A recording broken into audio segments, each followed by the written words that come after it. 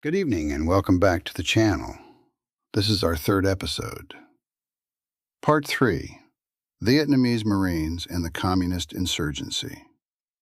What you're about to hear is drawn directly from the official history of the United States Marine Corps in Vietnam, a 9-volume series researched and written by the Marine Corps History and Museums Division and published by the U.S. government.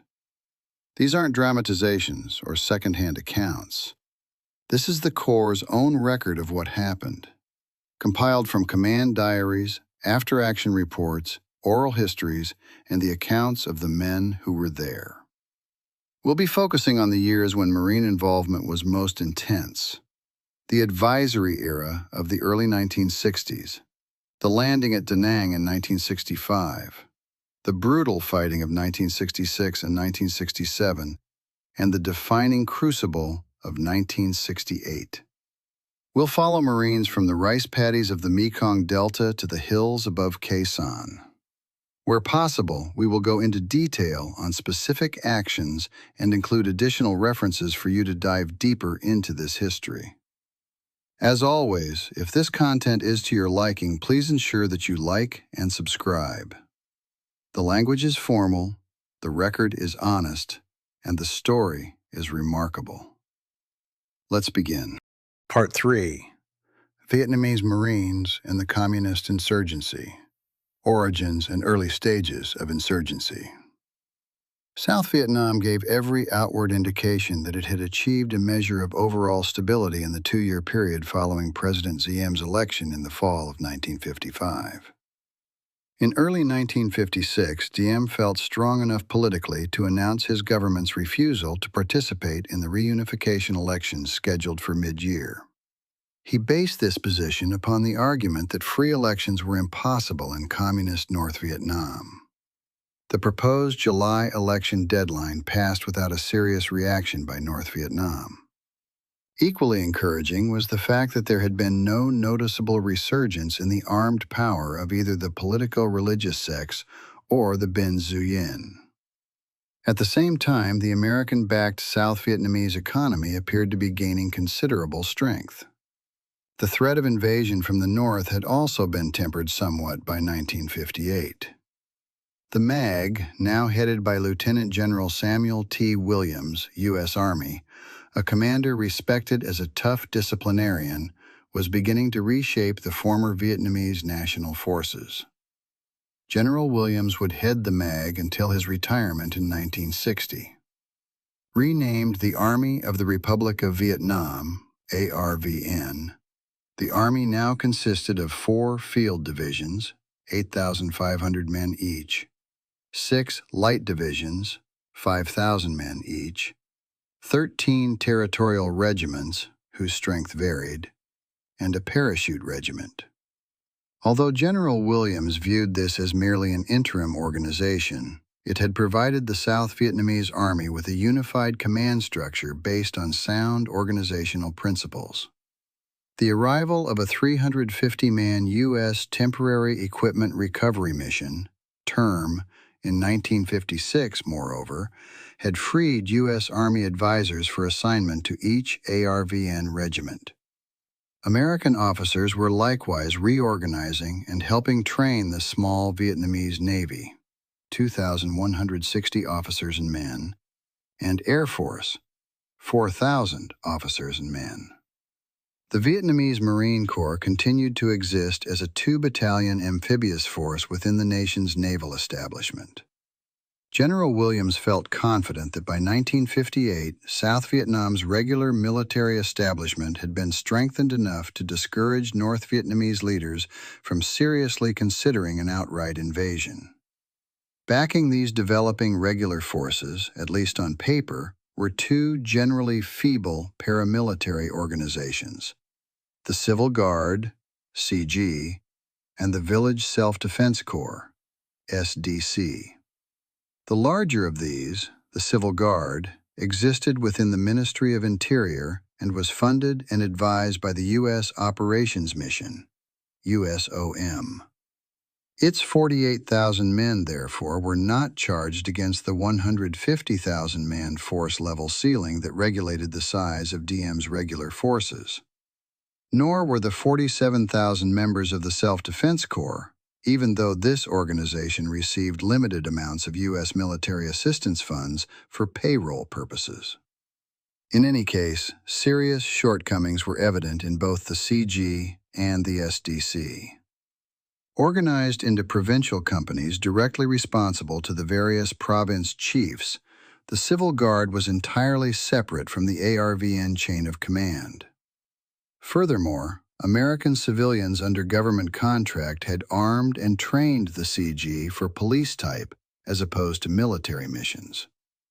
The SDC, essentially a scattering of local militia units, was even weaker, having been organized at the village level into squads and an occasional platoon. Although the SDC units were subordinate to the respective village chief, the ARVN bore the responsibility for providing them with arms and training. More often than not, the Vietnamese Army units gave their obsolete weapons to the SDC and showed little genuine interest in training the small units. Although a measure of stability was obviously returning to South Vietnam by 1958, one of the country's more serious problems remained unsolved: the threat of subversion by communist Viet Minh agents who had remained south of the 17th parallel following the Geneva ceasefire.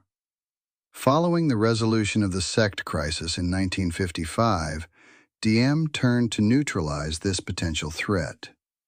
Initially, his army experienced some success with pacification operations conducted in former Viet Minh strongholds. While they did help extend government control into the rural areas of several provinces, such operations were discontinued in 1956.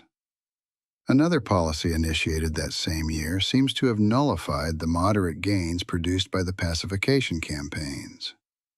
Acting both to eliminate Viet Minh sympathizers from positions of leadership at the local level and to extend his own grip downward to the rural population, Diem replaced elected village officials with appointed chiefs.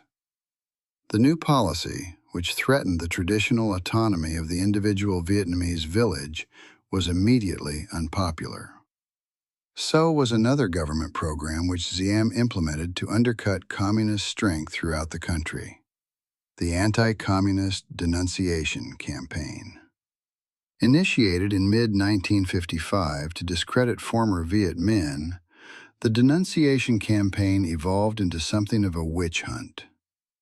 By the late 1950s, large numbers of Vietnamese with only minimal communist connections were allegedly being confined in political re-education camps. Like the appointment of village leaders, the denunciation campaign served to alienate Vietnamese who might otherwise have supported the central government in its struggle for control of the rural regions. Forced underground by the anti-communist denunciation campaign, Viet Minh agents concentrated on strengthening their political posture for the proposed general election in the period immediately following the Geneva Agreement. When the hope of reunification by plebiscite passed in mid-1956, the so-called stay-behinds began rebuilding clandestine political cells in their former strongholds.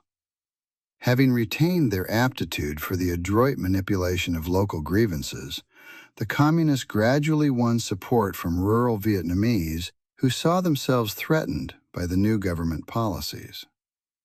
In mid-1957, the Communists, who were now being labeled Viet Cong by the Diem government, a derogatory but accurate term which literally translated meant Vietnamese communist, began assassinating government officials in several of the country's rural provinces.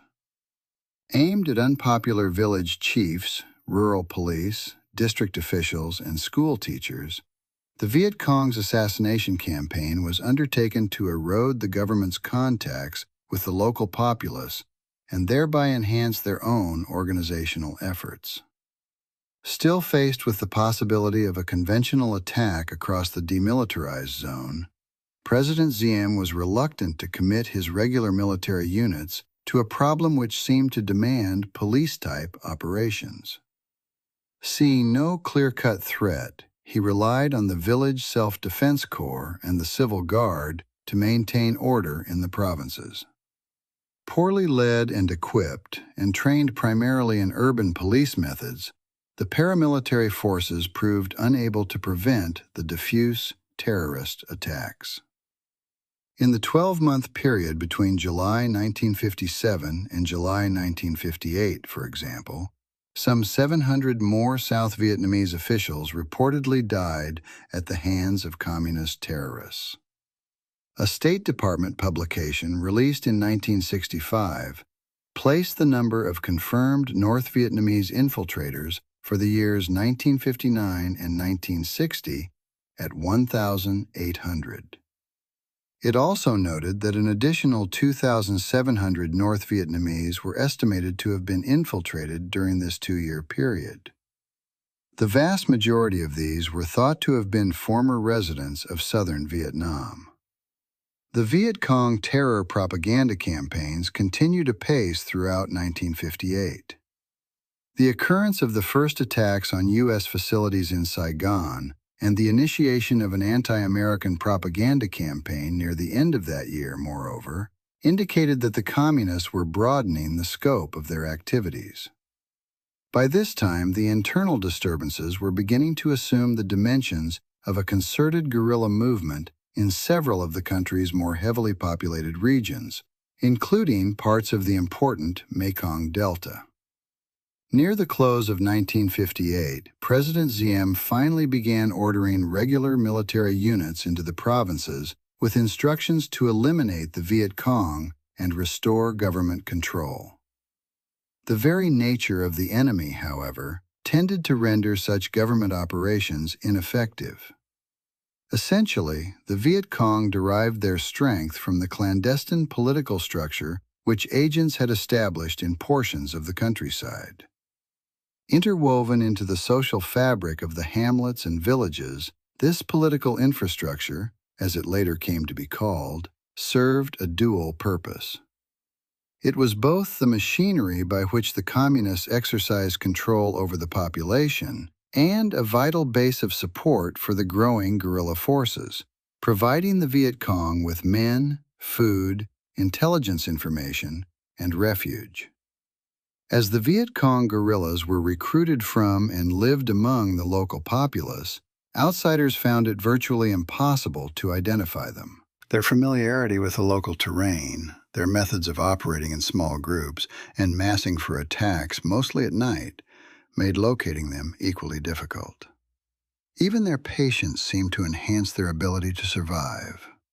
Unwilling to engage a stronger military force and realizing that a specific government operation could not continue indefinitely, the Viet Cong normally would melt into their environment with the arrival of regular units. When the operation terminated and the regular government forces withdrew, the Communists would re-emerge, often stronger than before. In many cases, the guerrillas could give real meaning to their anti-government propaganda once the local population had felt the weight of military operations in their particular community. Operating in this manner, the Viet Cong were able to husband their strength while simultaneously expanding their influence. There was ample indication that the communist movement was not wholly indigenous to South Vietnam. Indeed, evidence of increasing North Vietnamese support for the Viet Cong was becoming apparent near the end of the decade. In May 1959, the Central Committee of the North Vietnamese Communist Party publicly announced its intention to smash the government of Ngo Dinh Diem. By the summer of that year, the Viet Cong were being reinforced with men and limited quantities of equipment infiltrated from North Vietnam. Many of the communist infiltrators, who at this early stage were entering Diem's country across the DMZ and by sea, were Southerners who had gone north with the Viet Minh in late 1954. Trained in political and military operations, these returnees added substantially to the Viet Cong's discipline and technical capabilities. So strengthened, the communist guerrillas reportedly were operating in battalion strength 300 to 400-man battalions in some areas by mid-1959. Throughout the country, they had expanded their activities to include hit-and-run attacks on paramilitary posts, district headquarters, hospitals, schools, and agricultural stations. Like the assassination campaign, which was underway concurrently in areas still controlled by the GVN, these attacks were conceived with political considerations in mind. By successfully raiding remote, poorly defended facilities, the Viet Cong was able to embarrass the central government while demonstrating their own strength to the local population. The raids, furthermore, produced weapons which enabled the guerrillas to operate without total dependence on the North. By mid-1959, the security situation in the Republic of Vietnam had deteriorated to the point that much of the optimism formerly voiced by American and South Vietnamese officials had begun to disappear. The National Intelligence Estimate released in Washington during August accurately described the conditions which were settling over South Vietnam. This paper disclosed that the nation's economy was beginning to falter noticeably, and that President Diem's government was growing increasingly unpopular. Furthermore, the estimate warned that harassment by the Viet Cong could be expected to intensify. As predicted, security conditions in South Vietnam did grow worse in the period following the August intelligence estimate. In the last 4 months of 1959, almost 200 assassinations were reported. In January 1960, another 96 civilians were killed by the Communists, and in the following month, the total reached 122. By the fall of 1960, the Viet Cong were strong enough to begin ambushing regular ARVN units in several provinces. Like their raids on fixed installations, their ambush tactics were resulting in frequent and demoralizing defeats for the government. Like the raids, they were also providing weapons and ammunition for the growing guerrilla forces. By 1960, the government's inability to contain the disturbing malaise was beginning to produce political tensions in Saigon. On 26 April, a group of 18 distinguished Vietnamese political figures, including a number of former cabinet members, issued a public demand for President Diem's resignation. Diem refused, eventually ordering the arrest of all who signed the manifesto. A more serious effort to bring down the central government occurred in November when a group of military officers led by Colonel Nguyen Chan Thi, the commander of a newly formed ARVN Airborne Brigade, staged an abortive coup d'etat in Saigon.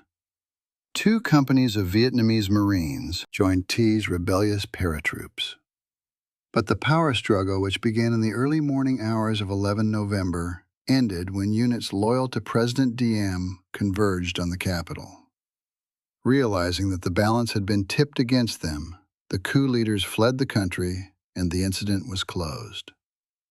While it had failed to bring down the Diem government, Thi's attempted coup had revived the possibility of efforts by military leaders to seize control of the government and had injected a new element of uncertainty into South Vietnam's already unstable internal situation. 2 other danger signals flashed across Southeast Asia shortly after the abortive coup. In January 1961, communist leaders in Hanoi announced that the National Liberation Front, NLF, had been founded in the South on 20 December 1960, with the stated purpose of closely uniting the various classes of the South Vietnamese patriotic population in the struggle against the Americans and Diem.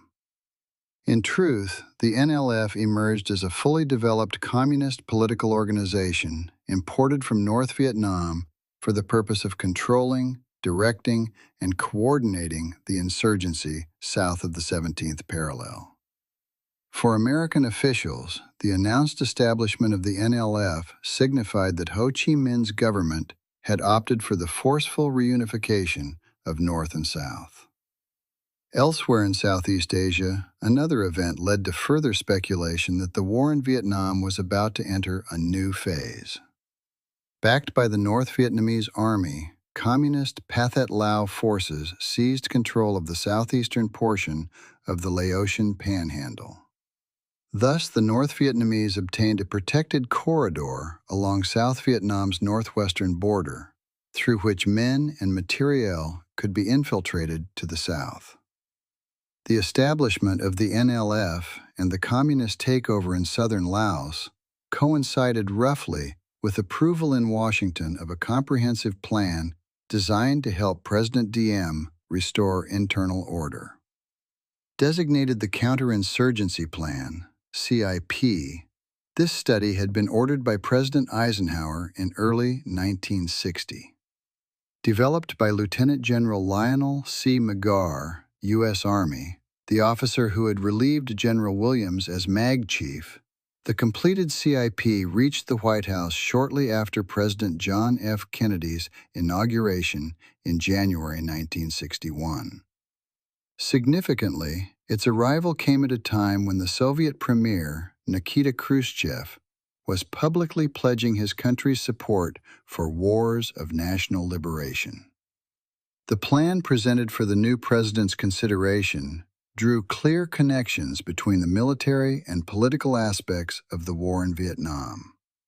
It included a conditional offer of U.S. support for a 20,000-man increase in the regular South Vietnamese military forces and a 32,000-man increase in the size of the Civil Guard. These military and paramilitary increases were to be dependent upon President Diem's agreement to effect major reforms in his military and political apparatus, measures which American officials in Saigon considered necessary for the success of any counterinsurgency effort. President Kennedy approved the main provisions of the Counterinsurgency Plan on 28 January 1961, and negotiations on the package opened with Diem 2 weeks later. But the talks soon deadlocked on the issue of political and military reforms. Meanwhile, with the discussions in Saigon dragging on inconclusively, the situation in the provinces continued to worsen. A national intelligence estimate released in March estimated that Viet Cong military strength had reached 10,000 men. Furthermore, the number of violent incidents reported in the country had risen to 650 per month. Even worse, it was estimated that 58% of South Vietnam was under some degree of communist control.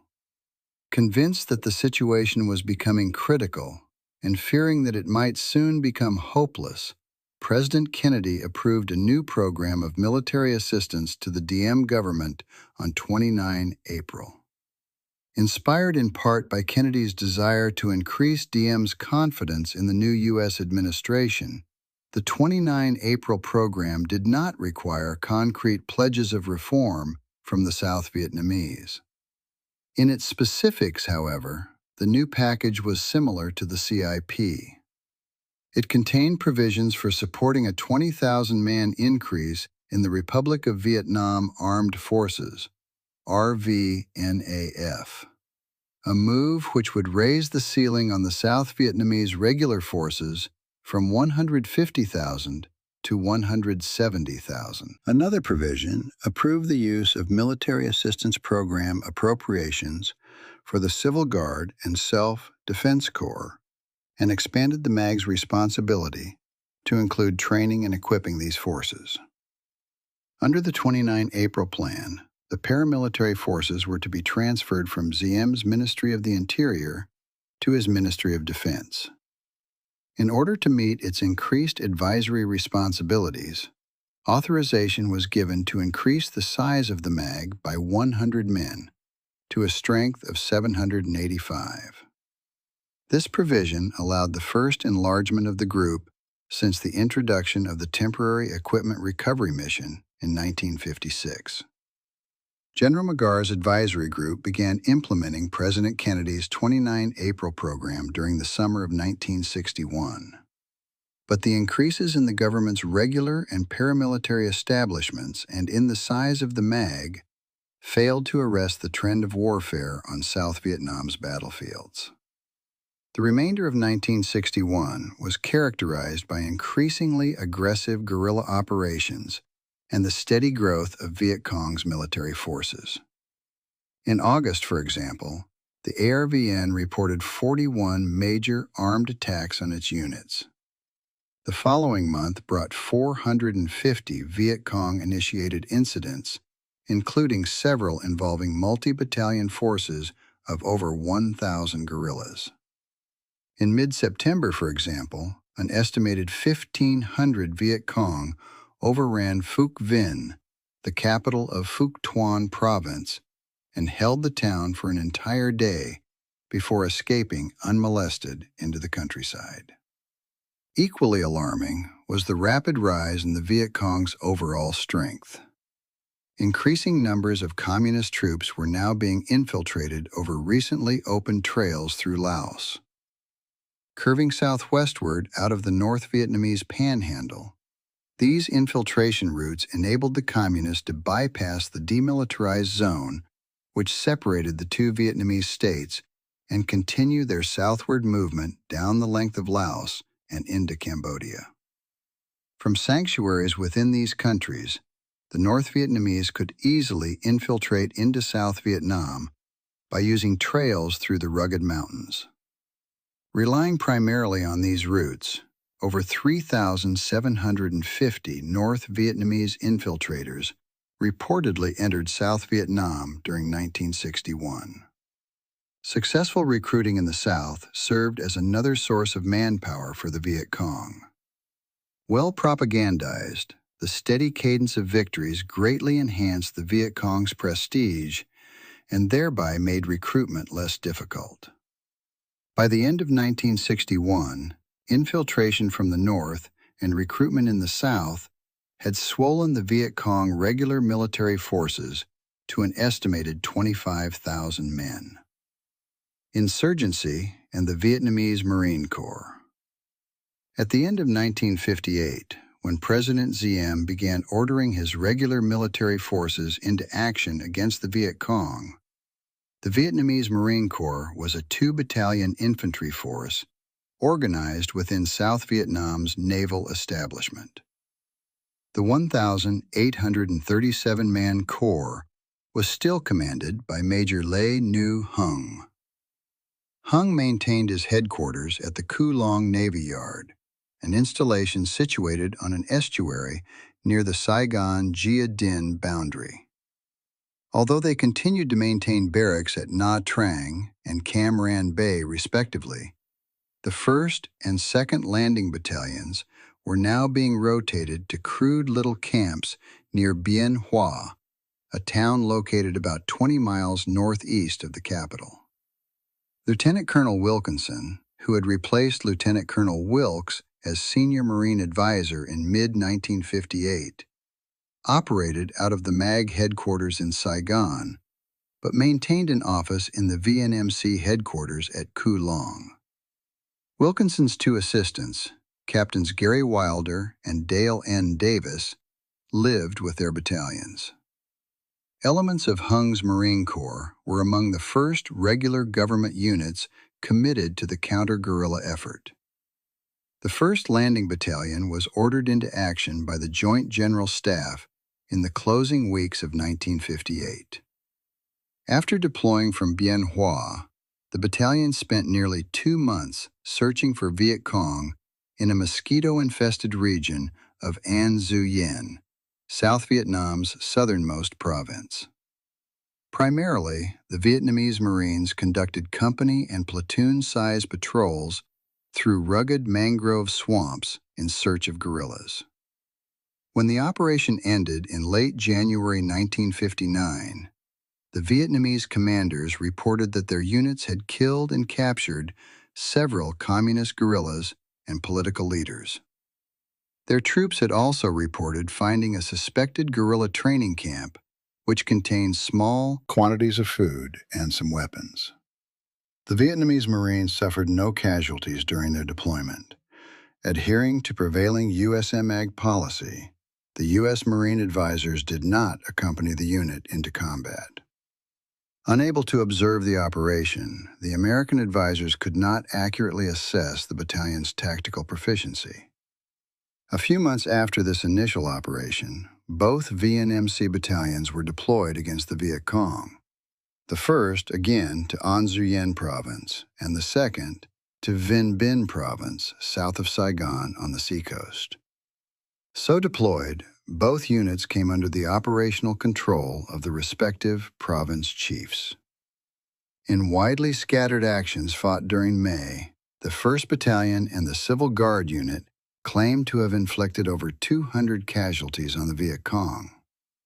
In Vinh Binh province, one company of the 2nd Landing Battalion reported killing 18 guerrillas and capturing over 100 more. Again, U.S. Marine advisors were not present and therefore could not assess the accuracy of these reports. In any case, these were the final combat operations for the Vietnamese Marine Corps as a 2-battalion force. Obviously, U.S. and Vietnamese authorities in Saigon were giving increased attention to the growing internal threat. Still, they had yet to initiate any sweeping changes in the orientation of the RVNAF. Indeed, in early 1959, the entire ARVN was in the final phase of a reorganization program which would culminate by mid-year in the formation of 7 divisions of uniform size, 10,500 men each, 5 territorial regiments, and an airborne brigade formed from the old Army Parachute Regiment.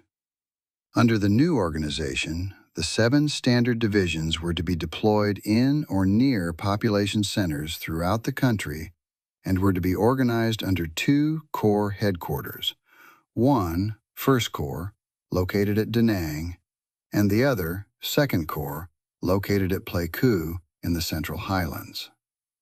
A 3rd Provisional Corps headquarters had also been formed in Saigon for activation in the event of a national emergency. One of the MAG's reactions to the emerging guerrilla threat was to urge that President Diem transfer the Civil Guard to his Ministry of Defense. This adjustment, General Williams pointed out, would permit the MAG to train and equip the CG for a mobile counter-guerrilla mission. But it also entailed raising the 150,000-man force level ceiling.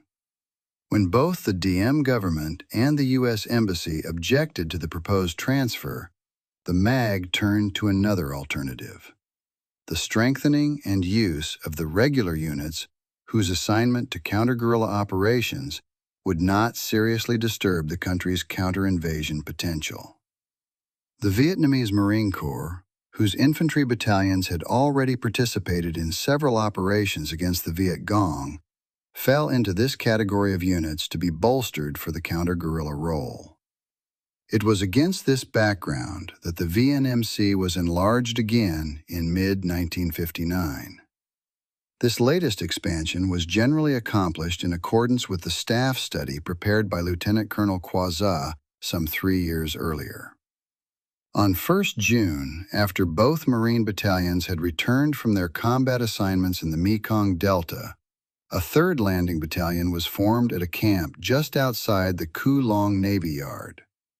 This new unit, manned primarily by troops transferred from amphibious elements then being phased out of the reorganized ARVN, was built around a small nucleus of seasoned Marine officers and non-commissioned officers.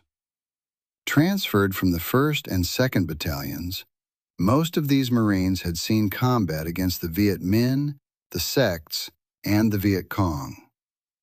Another development saw a 4th Rifle Company added to each Marine infantry battalion. In turn, the old heavy weapons companies were abolished. The 81mm mortars and 57mm recoilless rifles were reorganized into platoons within the battalion's headquarters and service companies. New weapons, 2 60mm mortars, and personnel to man them were added to each Marine Rifle Company. These adjustments raised the strength of the infantry battalions to around 900 officers and men and provided the Vietnamese Marine Corps with a basic organizational structure which its infantry battalions would retain throughout the coming decade. Concurrent with the formation of the 3rd Battalion and the modification of the organizational tables, the VNMC was formally designated the Marine Corps Group. Now numbering 2,276 officers and men, the Vietnamese Marines were formed into a group headquarters and service company, a 4.2-inch mortar battery, and the 3 infantry battalions. As important as the VNMC's expansion, reorganization, and redesignation was, the dramatic change in its role within the Vietnamese Armed Forces. On 1 June, the Joint General Staff directed the Vietnamese Marine Corps and the newly formed Air Vien Airborne Brigade to assume the mission of the General Reserve Force for the entire RVNAF. So assigned, the Vietnamese Marine Corps became a force in readiness, a service directly responsible to the Joint General Staff for any assigned ground warfare mission. A side effect of this reorganization was the modification of the VNMC's table of equipment. The most important change saw the Vietnamese Marine riflemen exchange their M1 carbines for the heavier M1 rifle, the weapon with which the ARVN infantry forces were equipped. The Vietnamese Marine Group continued to be known as the Vietnamese Marine Corps, VNMC, in spite of its formal redesignation.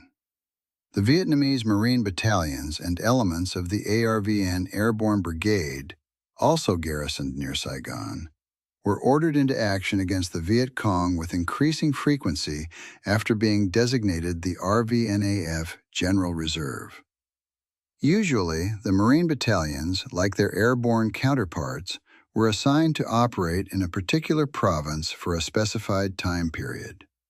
In such assignments, the battalion commander was directly responsible to the province chief, who, in most cases, was a military officer.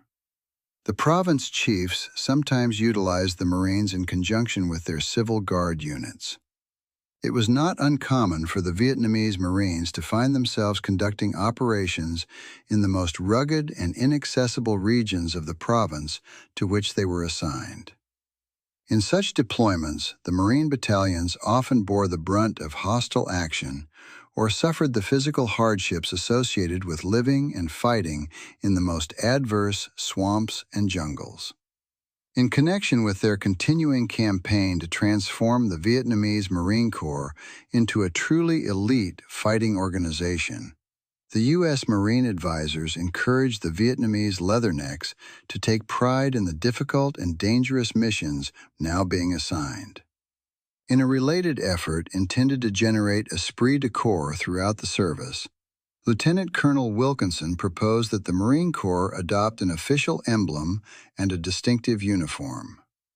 These suggestions produced results when a board of Vietnamese officers selected an emblem design similar to that of the U.S. Marines. Shortly thereafter, the VNMC adopted a lightweight, black and green, tiger stripe camouflaged utility uniform similar to that formerly worn in Indochina by French commando units.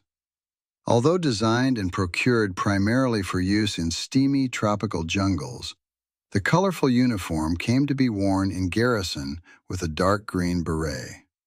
Along with the newly adopted emblem, which was worn as a patch over the left breast pocket, this uniform became the distinguishing mark of the Vietnamese Marine and his U.S. Marine advisor. Together, the uniform and emblem did much to set the VNMC apart from the other South Vietnamese armed services. Lieutenant Colonel Wilkinson instigated another change during this same period, which did much to improve the effectiveness of the Marine Advisory Program. Since the Sect Rebellion of 1955, American policy had prohibited all U.S. military personnel from participating in combat with South Vietnamese forces. Because the prevailing restrictions prevented his assistants from accurately assessing the combat capabilities of the Vietnamese Marine battalions, Wilkinson requested that they be allowed to accompany their units into action. After some study, General Williams, still the MAG chief, approved this request with the stipulation that the U.S. Marines were to act strictly as non-participating observers. This privilege was not extended to other MAG personnel. Wilkinson and his assistants, therefore, became the first American servicemen to witness actual combat operations against the Viet Cong. So, through an informal and relatively unknown arrangement, a handful of Marine advisors were able to ensure that principles being stressed in training were being applied in combat. Now operating alongside the Vietnamese Marines in action, the advisors were also able to obtain a better appreciation of the terrain and enemy and a more thorough understanding of the frustrating problems being encountered by the VNMC units. The first half of 1960 brought changes in both the leadership of the Vietnamese Marine Corps and the U.S. Marine Advisory Program. In May, President Diem relieved Major Hung as senior Marine officer. His replacement was Major Lee Nguyen Cang, an officer who spoke fluent English and who had been the first Vietnamese Marine graduated from the U.S. Marine Amphibious Warfare School at Quantico. A capable and inspiring officer who had formerly commanded a landing battalion in combat against the Viet Cong, Cang was to head the VNMC for over 3 years. The following month, Lieutenant Colonel Clifford J. Robichaud relieved Lieutenant Colonel Wilkinson as senior Marine advisor. Like Cang, Robichaud had seen combat previously. A former master sergeant, he had been commissioned during World War II and had fought as an infantry unit leader on Guadalcanal and later in Korea. Like all U.S. Marines assigned as advisors to the VNMC after 1960, Robichaud was scheduled to serve only a 1-year tour in South Vietnam. Combat assignments against the Viet Cong continued to dominate the VNMC's activities during the remainder of 1960. With Communist forces now capable of battalion-sized operations in some areas, the Joint General Staff began deploying government forces to the provinces in multi-battalion strength. By late 1960, the Vietnamese Marines were conducting 2-battalion operations controlled by a task force headquarters. Cang, now a lieutenant colonel, normally commanded these Marine task forces. It was during one such operation, in which the 1st and 2nd VNMC battalions were operating together in the provinces south of Saigon, that elements of the 3rd Battalion became involved in the abortive coup of November 1960. The power struggle began in the early morning hours of the 11th, while the U.S. Marine advisors were attending an informal celebration of the Marine Corps birthday at Lieutenant Colonel Robichaud's quarters in Saigon. At the appointed hour, Colonel T's rebellious paratroops, accompanied by the 3rd VNMC Battalion commander and 2 Marine companies from Cu Long, moved into the capital on trucks and seized the Joint General Staff headquarters. The remainder of the 3rd Battalion, led by the battalion executive officer, who was unaware of his superior's intentions, moved to the presidential palace and established protection for Diem. Word of the coup, meanwhile, had reached Cang at his field headquarters in the Mekong Delta. Led by the senior Marine officer, the 1st and 2nd Battalions returned to Saigon by truck convoy and immediately joined the 2 Marine companies already around the palace. For several hours, the possibility existed that Cang's Marines might clash with T's paratroops or even with the 2 rebellious Marine companies of the 3rd Battalion. But pro-Diem units soon began converging on Saigon in such numbers that the coup collapsed. T and his associates fled the country, whereupon Diem appointed new officers to command the insubordinate units. With loyalists in charge throughout South Vietnam's military and naval services, the incident was closed. Both the Airborne Brigade and the VNMC resumed their functions as the RVNAF General Reserve. By the summer of 1961, the USM MAG, now headed by General McGarr, was ready to implement the 20,000-man expansion of the RVNAF as authorized in the package approved by President Kennedy the previous spring. Included in this U.S. program were plans to increase the size of the Vietnamese Marine Corps by over 1,000 men. This expansion got underway in July, when the initial steps were taken to form a 4th Infantry Battalion and a 75mm pack howitzer battery, additions which were to raise the authorized strength of the VNMC to 3,321 officers and men. The transfer of ARBN artillerymen provided the personnel necessary to man the pack howitzer unit, which formed near Tu Du, a small town about 13 miles north of the capital. Officers and non-commissioned officers were drawn from the 3 existing VNMC battalions to form a nucleus for the new infantry battalion, while its ranks were filled gradually by recruitment. This 4th Battalion was organized at Vung Tau, a coastal resort town situated on Cape St. Jacques, about 40 miles southeast of Saigon. Lieutenant Colonel Robert E. Brown, a World War II veteran who replaced Robichaud as Senior Marine Advisor in August, was on hand to assist with this latest reorganization of the VNMC. While the new Marine units were forming, the JGS ordered the Vietnamese Navy and Marine Corps to conduct an amphibious assault against a suspected communist stronghold near South Vietnam's southern tip. The objective area was a portion of the U Minh Forest, an extensive, inundated region located along the western coast of the Ca Mau Peninsula. Because it was inaccessible by land, the forest had served as communist base area since the French Indochina War. The concept of operation called for the Marines to land at daybreak, move inland through the mangrove swamps, and hopefully push Viet Cong elements into ARVN units which would have established a blocking force inland from the beach. Captains Michael J. Gott and James S. G. Turner, 2 U.S. Marine advisors, embarked on board 2 World War II vintage Vietnamese Navy LCIs, landing craft infantry, at Saigon with the 1st and 3rd Battalions, respectively. A series of problems arose on the morning of the operation to delay the landing for several hours. When the Marines finally came ashore late in the morning, they failed to locate any enemy forces. Captain Gott, who accompanied the 1st Battalion for the duration of the operations ashore, later recounted the difficulties.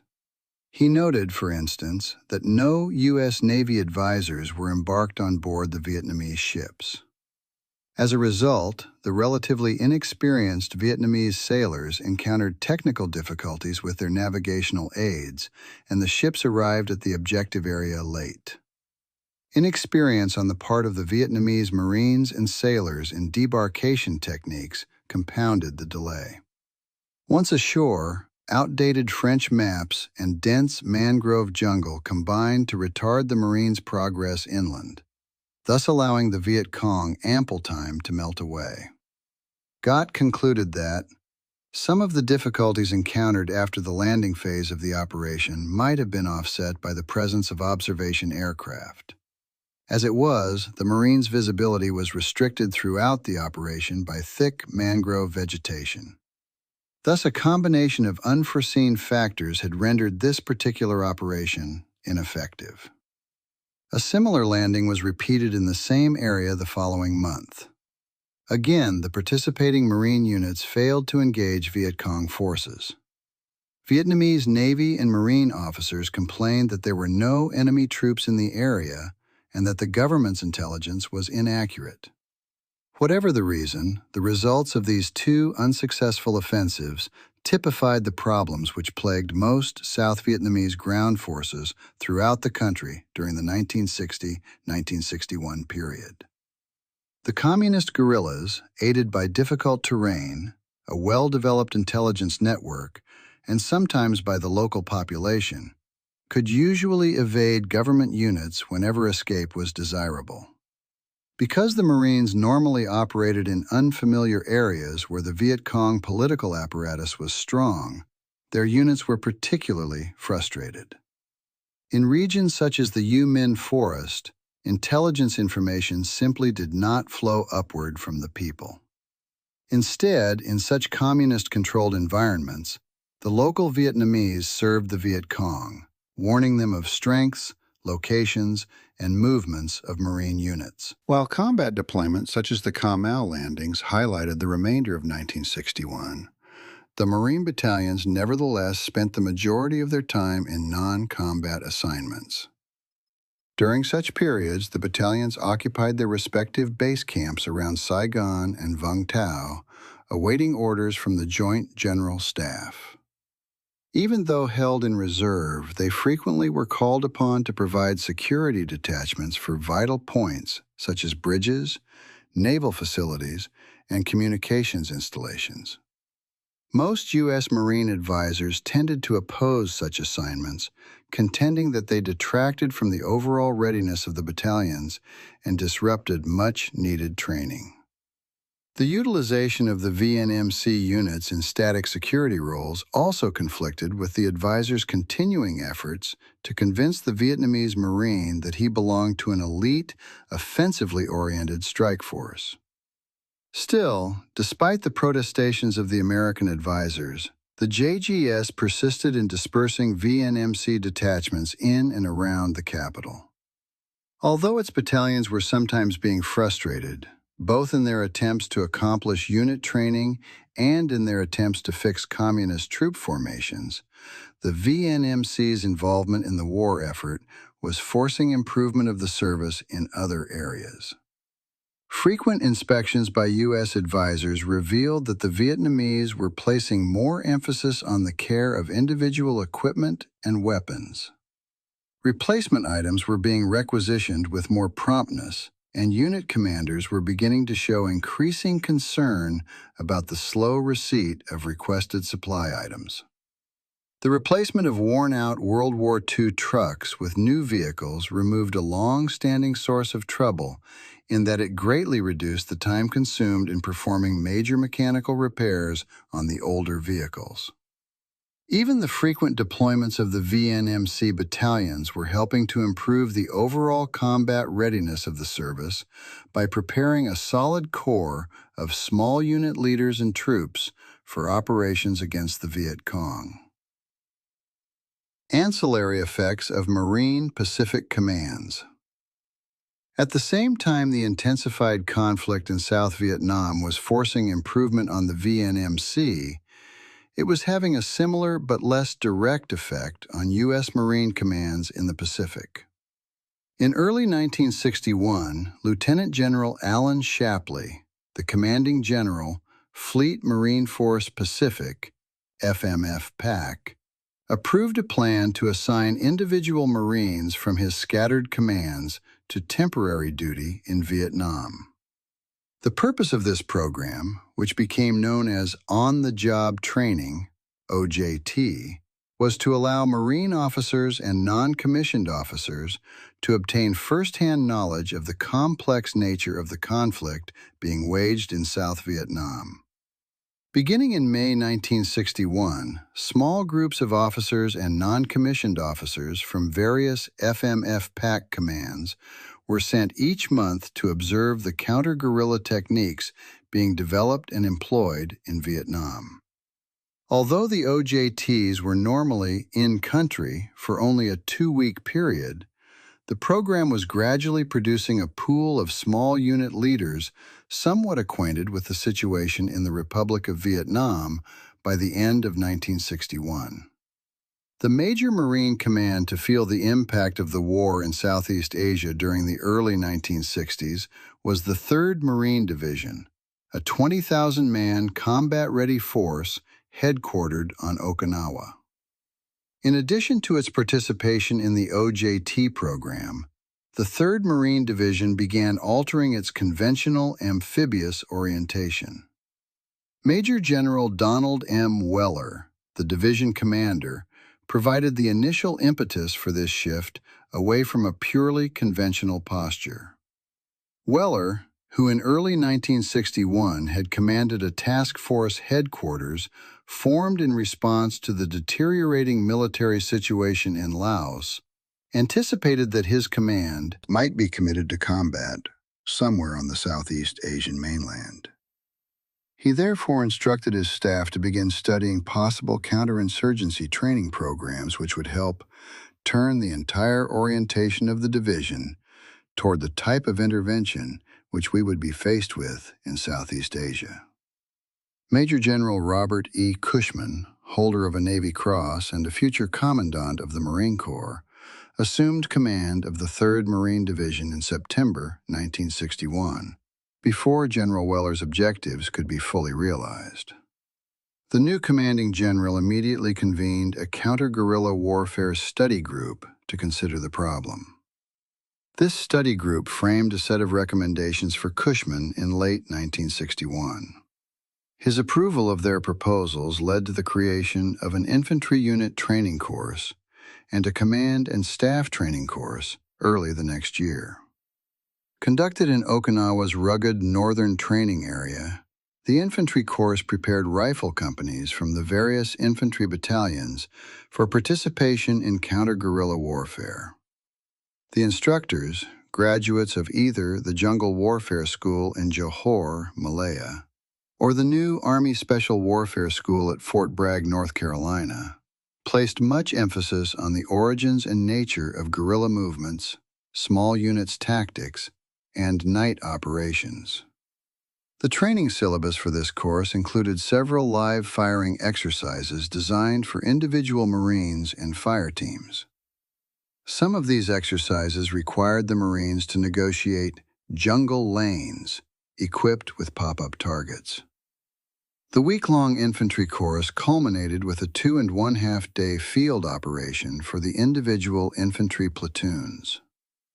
The command and staff training course was somewhat less rigorous, being designed primarily to prepare battalion staffs to support their companies in a counterinsurgency environment. Less than 10 hours in length, this course was based primarily on lectures and map exercises. At General Cushman's direction, the Division G3 Operations Section began stressing the significance of counterinsurgency training at all echelons of the division. Unconventional warfare training soon became an integral part of the training schedules at every echelon. Under this program, the various infantry battalions were required to conduct an extended battalion-sized counter-guerrilla operation and to report to the G3 on the progress of their efforts. The FM-FPAC on-the-job training program and the 3rd Marine Division's new approach to training complemented each other in several ways. Whereas the OJT program helped create an awareness of counter-guerrilla operations among individual Marine officers and non-commissioned officers, the division's training programs achieved the same results at the staff and battalion level. At points, the two programs overlapped to the further benefit of the 3rd Marine Division. Attuned to the nature of guerrilla warfare and the problems involved in countering the guerrilla, the officers and non-commissioned officers who returned from OJT assignments in Vietnam provided assistance in planning and supervising the division's counterinsurgency training programs. Short of actual commitment to combat in a guerrilla-type environment, it is doubtful that any other combination of training could have better prepared the 3rd Marine Division for a future assignment in Vietnam. American decisions at the close of 1961. The progressive erosion of the government's strength and the steady growth of the Viet Cong during 1961 prompted President Kennedy to dispatch his special military advisor, General Maxwell D. Taylor, to Vietnam in mid-October. Taylor, who had retired in the late 1950s after having served as Chief of Staff of the Army, carried the following instructions from the President. I should like you to proceed to Saigon for the purpose of appraising the situation in South Vietnam, particularly as it concerns the threat to the internal security and defense of that country and adjacent areas. After you have conferred with the appropriate United States and South Vietnamese authorities, including the Commander-in-Chief, Pacific, I would like your views on the courses of action which our government might take at this juncture to avoid a further deterioration in the situation in South Vietnam, and eventually to contain and eliminate the threat to its independence. Like other American officials who had visited Diem's republic during the course of the year, General Taylor returned to Washington convinced that South Vietnam was in grave danger. In a report delivered to President Kennedy in November, the general outlined his formula for salvaging the situation. This included the broad recommendation that the United States abandon its existing policy of strict military advice and begin cooperating with the Vietnamese in a form of limited partnership. The American role in such a partnership, Taylor explained, would be to provide working advisors and working military units to aid South Vietnam's military forces. General Taylor's report offered several specific proposals for implementing such a program. Among these were recommendations that 3 U.S. Army helicopter companies and approximately 6 8,000 American ground troops be deployed quickly to the Republic of Vietnam. The helicopter units would support the government's ground operations, but the American ground forces were to be used only in a defensive posture. Taylor believed that their presence would underscore the United States' determination to stand by South Vietnam. A side effect of this display of determination would be to stimulate the morale of the Republic's armed forces. He added that in order to support such a buildup, it would be necessary to restructure and increase the size of the U.S. MAAG. President Kennedy's consideration of Taylor's proposals resulted in a compromise decision which cleared the way for more intense American involvement in the Vietnam conflict. After securing Diem's approval in early December, Kennedy authorized the Department of Defense to expand its advisory and assistance programs. To enhance the effectiveness of the advisory program, he removed some of the official restrictions under which most U.S. military advisors had operated since 1955. One important change would allow all advisors to accompany their Vietnamese units into combat. At the same time, President Kennedy decided against ordering U.S. ground forces into the war zone. However, he instructed the Secretary of Defense, Robert S. McNamara, to prepare plans for such a contingency. He also approved General Taylor's recommendation that American helicopter units be sent to support the RVNAF. The arrival of the first of these reinforcements just before 1961 ended signaled the beginning of a new and more dynamic phase of American military participation in the struggle to preserve the independence of South Vietnam.